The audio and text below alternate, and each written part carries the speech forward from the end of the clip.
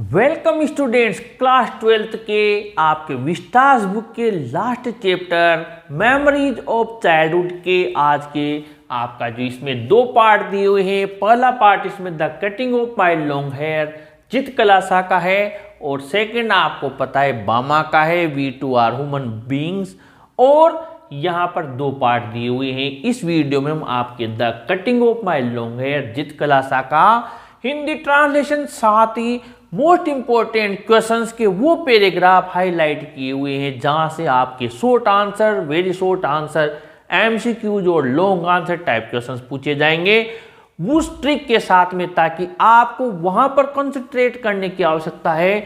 पढ़ाई का ये तरीका सबसे बेस्ट है कि पूरे चैप्टर में कहां पर आपको विशेष ध्यान देना है, कहां से आपको क्वेश्चन मिलेगा, वो तरीका हमने आपके लिए लिया है ताकि कम समय में आप सीधा आपका अटेंशन उस जगह पर लगा पाए। आइए स्टार्ट करते हैं इस शानदार तरीके से जो आपका समय भी बचाएगा और कम मेहनत में आपको ज्यादा बेस्ट रिजल्ट देगा। आइए चैप्टर स्टार्ट करते हैं। यहां पर जो आपके मेमोरीज ऑफ चाइल्डहुड में जो आपका चैप्टर है, इसमें बिफोर यू रीड हमें पढ़ना जरूरी है क्योंकि यहाँ से आपके क्वेश्चंस पूछा जा सकता है और यहाँ तो बहुत ही ज़्यादा इम्पोर्टेंट मैटर दिया हुआ है जो यहाँ पर लिखा है। This unit presents autobiographical episodes from the lives of two women from marginalized communities who look back on their childhood and reflect on their relationship with the mainstream culture। इसका मतलब है यह इकाई एक ऐसी आत्मकथा के अंश प्रस्तुत करती है जिसमें हाशिए पर रहने वाले समुदायों की दो महिलाओं की जीवनी है, यानी उनके जीवन से रिलेटेड इसमें मैटर है, जो अपने बचपन के बारे में याद करती हैं और संस्कृति की मुख्य धारा से उनके संबंधों पर प्रकाश डालती है। The first account is by an American Indian woman born in the late 19th century. The second is by a contemporary Tamil Dalit writer। जो पहला वर्णन एक अमेरिकन इंडियन महिला द्वारा दिया गया है जो 19वीं शताब्दी के अंत में पैदा हुई थी, और दूसरा कंटेम्परेरी यानी समकालीन तमिल दलित महिला लेखक द्वारा दिया गया है। यानी इसमें चित्रकला और बामा दो है। अभी हम पहले चित्रकला का पढ़ रहे हैं। यहां पर लिखा हुआ है Gertrude Simmons Bonnin, born in 1876, यानी ये गर्ट्रूड साइमंस बोनिन 1876 में पैदा हुई थी। Was an extraordinary talented and educated Native American woman who struggled and triumphed in a time when severe prejudice prevailed towards Native American culture and women। Gertrude Simmons Bonnin 1876 में पैदा हुई थी। American मूल की एक विशिष्ट प्रतिभावान और शिक्षित महिला थी। उसने उस समय संघर्ष किया और विजय प्राप्त की जिस समय मूल अमेरिकन संस्कृति और महिलाओं के प्रति भयंकर पक्षपात की लहर वहां प्रचलित थी। As a writer she adopted the pen name चित्रकला। ये मोस्ट इंपॉर्टेंट है कि एज अ राइटर के रूप में, यानी उसका ओरिजिनल नाम जो था वो चित्रकला नहीं था, ओरिजिनल नाम था उसका गर्ट्रूड साइमंस बोनिन, लेकिन लेखिका के रूप में उसने उसका नाम चित्रकला रख लिया था। And in 1900 began publishing articles criticising the Carlisle Indian school. और इसके अलावा उसने क्या किया, जो यहाँ पर कार्लाइल इंडियन स्कूल था उसकी आलोचना के लेख प्रकाशित करने लगी। इसके अलावा her works criticised dogma and her life as a Native American woman was a dedicated against the evils of operation. इसके अलावा उसके लेखों में बाहरी दिखाओं की आलोचना होती थी और अमेरिकन मूल की महिला के रूप में उसका जीवन अत्याचारों की बुराई करने में समर्पित था। ये तो गया चित्रकला से रिलेटेड आपका जो उसका ओरिजिनल लाइफ है, जो भी उसने अचीवमेंट लिए, जो उसने चीज़ें देखी जीवन में, जो अपमान सहन किए, और इसी से रिलेटेड आपका एक चैप्टर है the cutting of my long hair. इसमें हम आगे बढ़ते हैं तो आपको सामने नजर आ रहा है यहाँ पर the cutting of my long hair, और उसकी लेखिका आपको सामने नजर आ रही है यहाँ पर चित्रकला। The first day in the land of apples was a bitter cold one, for the snow still covered the ground and the trees were bare. सेबों की जमीन पर प्रथम दिवस अत्यंत ठंडा था। यहाँ पर विशेष ध्यान दें, MCQ पूछा जा सकता है कि उस समय वेदर कैसा था, मौसम कैसा था, तो अत्यधिक ठंडा था। And for the snow still covered the ground and the trees were bare, क्योंकि जमीन अभी भी बर्फ से ढकी हुई थी और पेड़ पत्ती विहीन थे। A large bell rang for breakfast, नाश्ते के लिए एक लंबी घंटी बजी। Its loud metallic voice crashing through the belfry overhead and into our sensitive ears. इसकी तेज दांतों से उत्पन्न ध्वनि घंटाघर के ऊपर से होती हुई हमारे संवेदनशील कानों में आ रही थी। इसके अलावा the annoying clatter of shoes on bare floors gave us no peace. नंगे फर्श पर जूतों की खटखटाहट की आवाज हमें शांति नहीं देती थी। The constant clash of harsh noises with an undercurrent of many voices murmuring an unknown tongue made a bedlam within which I was securely tied. तेज आवाज़ों की लगातार टकराहट के शब्द अनजान बोलियों की बड़बड़ाहट से पैदा होने वाली ध्वनियाँ मिलकर बेडलम यानी पागल खाना बना रही थी, जिसमें मैं बुरी तरीके से बंधी हुई थी। And though my spirit tore itself in struggling यानी संघर्ष करना, for its lost freedom all was useless. यद्यपि मेरी आत्मा अपनी खोई हुई स्वतंत्रता के लिए संघर्ष कर रही थी, किंतु सब कुछ व्यर्थ था। अब यहाँ पर जो कठिन वर्ड आए मैं आपको बता देता हूँ। एनोइंग का मतलब दिया हुआ है परेशान करने वाला, क्लेटर यानी खड़खड़ाहट, अंडर करंट का मतलब होता है अंतरधारा, मर्मरिंग का मतलब फुसफुसाते हुए, बेडलम का मतलब पागल खाना, और इस प्रकार ये कांस्टेंट यानी लगातार। आगे बढ़ते हैं, और स्ट्रगलिंग का मतलब होता है संघर्ष करना। A pale face woman with white hair came up after us, एक पीले चेहरे व सफ़ेद बालों वाली महिला हमारे पीछे पीछे आई। We were placed in a line of girls who were marching into the dining room. These were Indian girls in stiff shoes and closely clinging dresses. Way Indian लड़कियां थी जो कि सख्त, स्टिफ यानी सख्त, और क्लोजली क्लिंगिंग का मतलब बहुत पास से चिपके हुए, उन्होंने ड्रेसेज पहने हुए थे, कपड़े पहने हुए थे। वे इंडियन लड़कियां थी जो सख्त जूते और चिपकी हुई पोशाक में थी। The small girls were sleeved aprons and singled hair. छोटी लड़कियां बाहों वाले एप्रन पहने हुई थी और उनके बाल कटे हुए थे, यानी एप्रन्स यानी कपड़ों के ऊपर पहने जाने वाला वस्त्र, सिंगल्ड हेयर यानी कटे हुए बाल।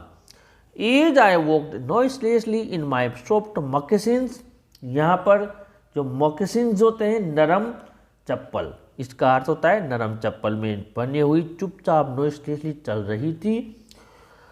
आई felt like sinking to the floor for my blanket had been stripped from my shoulders. जैसे मैं चुपचाप नरम जूते पहनकर चल रही थी, मैंने अपने आप को फर्श में धंसता हुआ पाया, क्योंकि मेरा कंबल मेरे कंधों पर से उतार दिया गया था। As I walked noiselessly, ये पढ़ लिया हमने, और वो पर्स में अपने आप को धंसा हुआ महसूस किया। I looked hard at the Indian girls who seemed not care that they were even more immodestly dressed than I in their tightly fitting clothes. मैंने कठोरता से इंडियन लड़कियों की ओर देखा जो इस बात पर ध्यान देती हुई नहीं दिखाई दे रही थी। वे मुझसे ज़्यादा अशिष्ट वस्त्रों में थी जो चुस्त थे। अब देखिए यहाँ पर वो उन लड़कियों को देखकर ही बड़ी आश्चर्य प्रकट कर रही है, इमोडेस्टली का मतलब निर्लज्जता से, कि इनको कोई फर्क ही नहीं पड़ रहा है, जबकि मेरा तो केवल कंबल को हटाया गया है, तब भी मुझे बड़ा ही शाई शर्मिंदा महसूस कर रही हूँ। While we marched in, the boys entered at an opposite door. जब हम अंदर पहुंचे तो लड़कों ने विपरीत द्वार से प्रवेश किया। I watched for 3 young braves who came in our party. मैंने उन 3 युवा बहादुरों को देखा जो हमारे दल में आए थे। I spied them in the rear ranks, looking as uncomfortable as I felt. ये यहाँ पर देखिए, वो कहना चाह रहे कि उन लड़कियों से तो वो लड़के अच्छे हैं, जिन्हें मैंने पाया कि उन लड़कों ने, जो वो 3 बहादुरों को मैंने देखा, मैंने उनको पिछली पंक्ति में देखा, वे उतने बेचैन दिखाई दे रहे थे जितना मैं महसूस कर रही थी। यानी जित कला शाखा के जैसी बेचैनी लड़कियों में नहीं, बल्कि उन 3 लड़कों में थी। यहाँ पर फिर आगे बढ़ते हैं। Small bell was tapped. अब ये 3 यहाँ पर बेल बजेंगी, मोस्ट इंपॉर्टेंट है। हर बेल का अलग महत्व है। जित कलासा ने डाइनिंग रूम में कैसे अनकंफर्टेबल फील किया, यहाँ से क्वेश्चन पूछा जा सकता है। एक छोटी घंटी बजी। A small bell was tapped and each of the pupils drew a chair from under the table. अब यहाँ देखो, छोटी घंटी बजने का मतलब यह है कि प्रत्येक विद्यार्थी ने मेज के नीचे से कुर्सी निकाली। पहली घंटी का मतलब था मेज के नीचे से कुर्सी निकालना था। अब यहां क्या हुआ? Supposing this act means they were to be seated. इस कार्य का अभिप्राय उनको बैठना था, यानी बैठना था, लेकिन कुर्सी निकालकर बैठना एकदम नहीं था, बस कुर्सी निकालना था। तो यहां पर ये क्या करती है Zitkala Sa?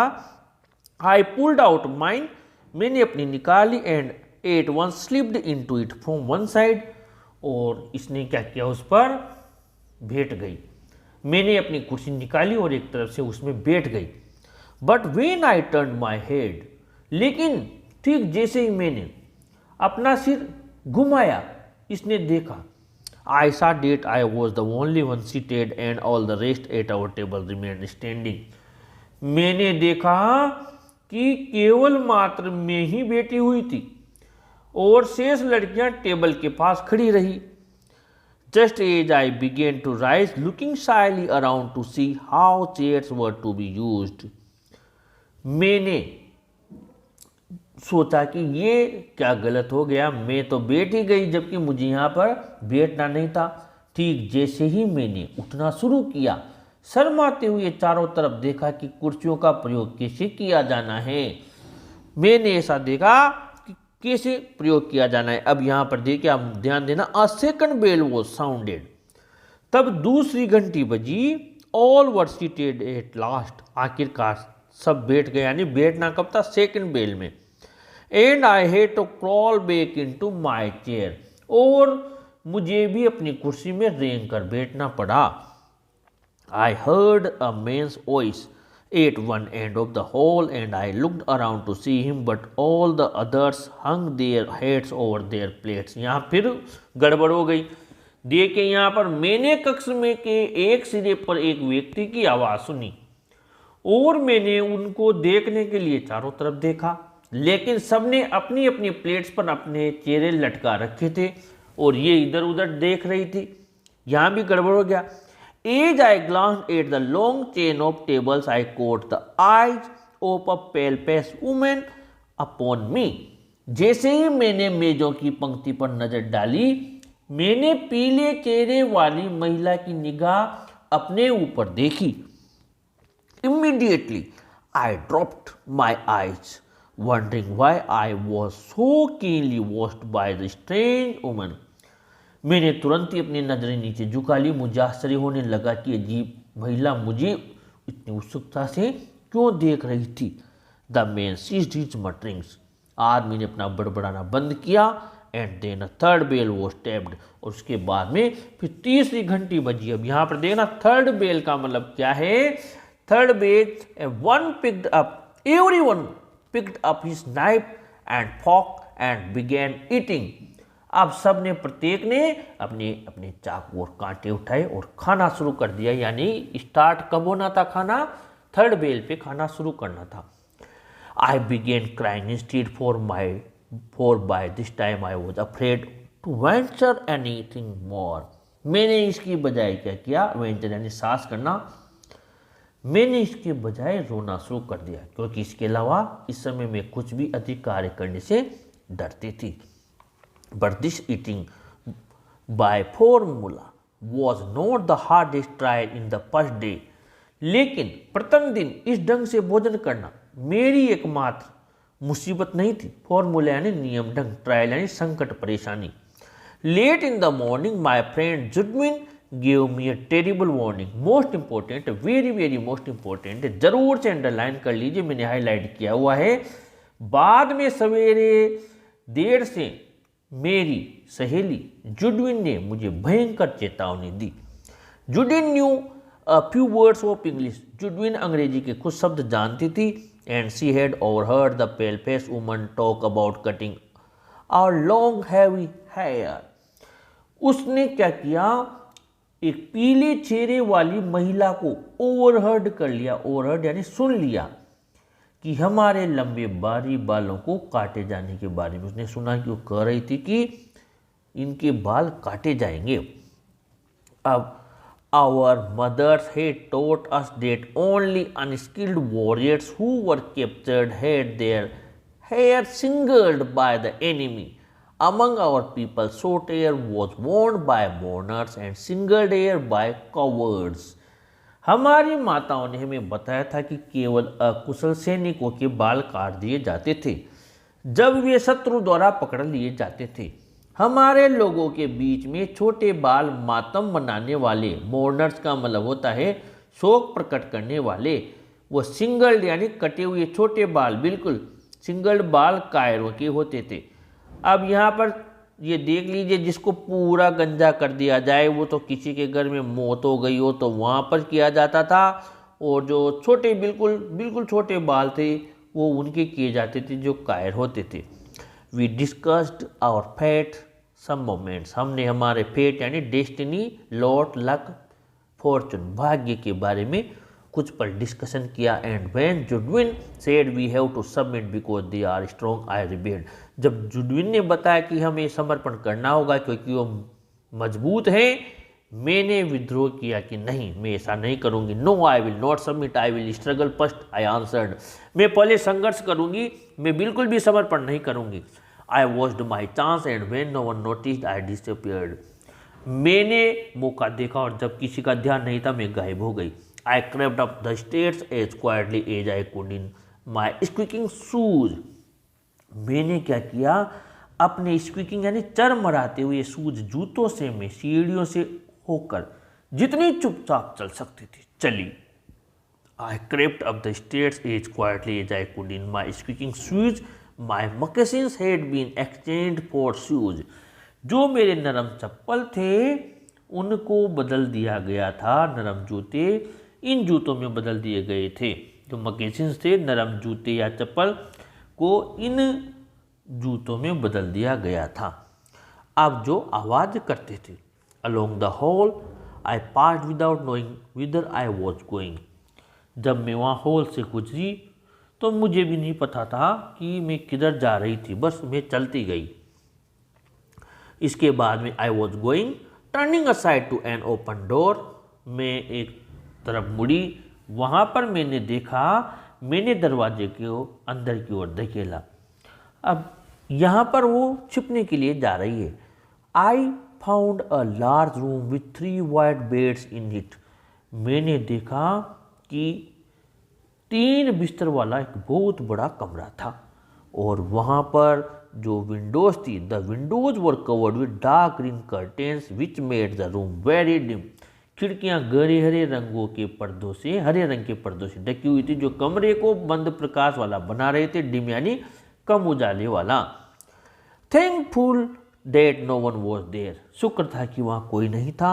I directed my steps toward the corner farthest from the door.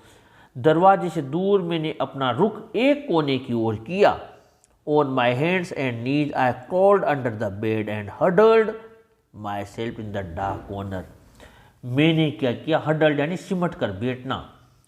मैंने अपने हाथों और घुटनों के बल रेंग कर, क्रॉल्ड यानी रेंग कर एक चारपाई के नीचे चली गई और क्या किया, अपने आप को एक डार्क कॉर्नर में अपने आप को सटाकर छुपा लिया, यानी सिमट कर बैठ गई चुपचाप वहां पर। From my hiding place I peered out shuddering with fear. Shuddering यानी कांपते हुए। जो आदमी इंसान डर से क्या करता है, शडरिंग करता है, ट्रेम्बल करता है, कांपते हुए। तो मैंने देखा वहां से अपने छिपने के स्थान से झांक कर देखा, भय से कांप जाती वो। Whenever I heard footsteps nearby, किसी कदम के पास आते हुए मैं सुनती, though in the hall loud voices were calling my name and I knew that even, मैंने देखा हॉल में तेज आवाज में मेरा नाम पुकारा जा रहा था और मैं जानती थी, इवन जुडविन, जो जुडविन थी जिसने उसको चेतावनी दी थी, जो जितकला सा की फ्रेंड थी, वो सर्चिंग फॉर मी, वो भी मुझे तलाश रही होगी। I did not open my mouth to answer, मैंने अपना मुंह नहीं खोला जवाब देने के लिए। मुझे पता था अभी पता लग जाएगा। Then the steps were quickened and the voices became excited.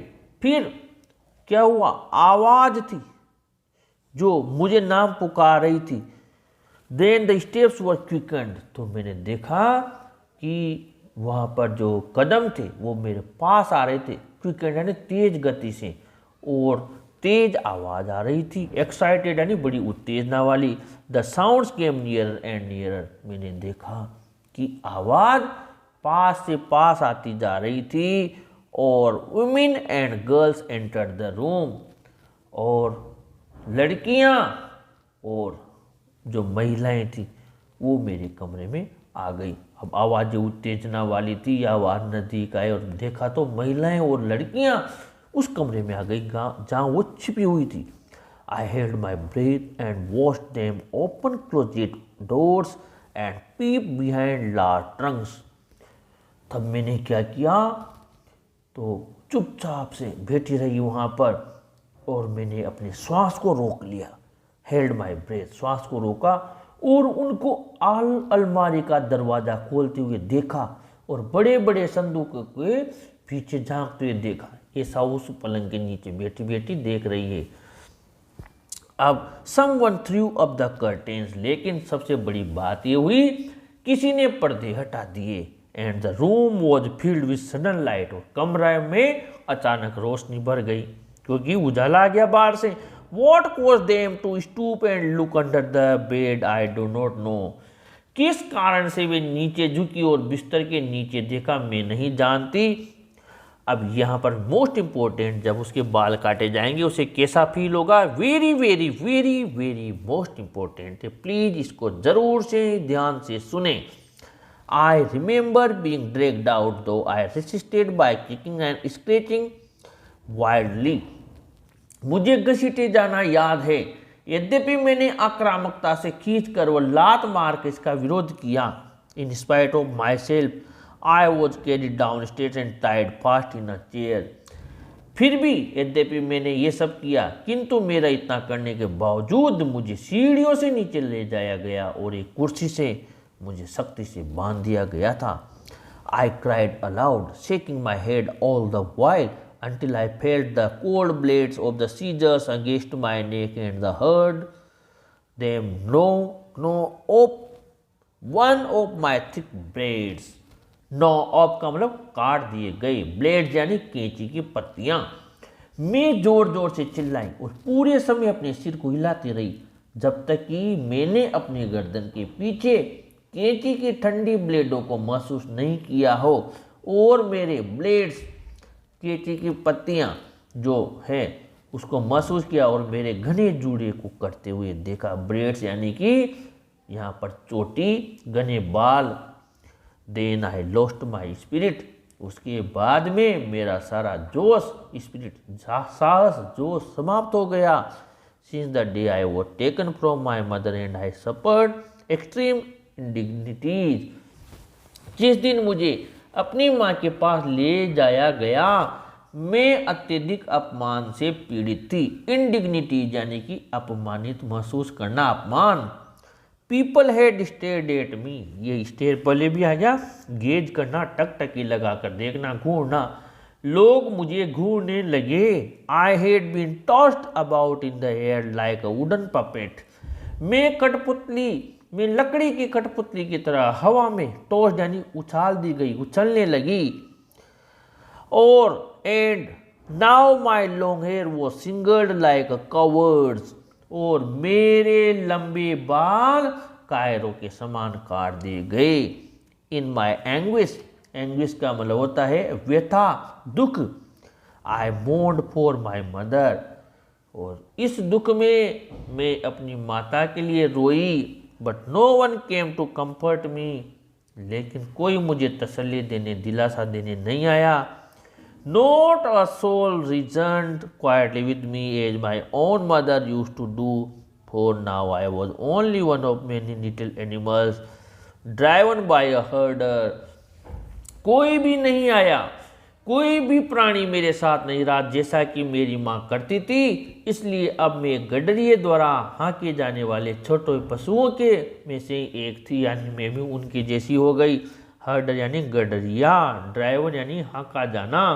और यहाँ पर ये चैप्टर समाप्त हो गया। इसके मोस्ट इम्पोर्टेंट क्वेश्चंस के जो आपके वीडियोस लिंक हैं वो हमने डिस्क्रिप्शन बॉक्स में दिए हुए हैं। आप वहाँ से क्लिक करके इस cutting of my long hair के मोस्ट इम्पोर्टेंट क्वेश्चन है उनको नोट कीजिए।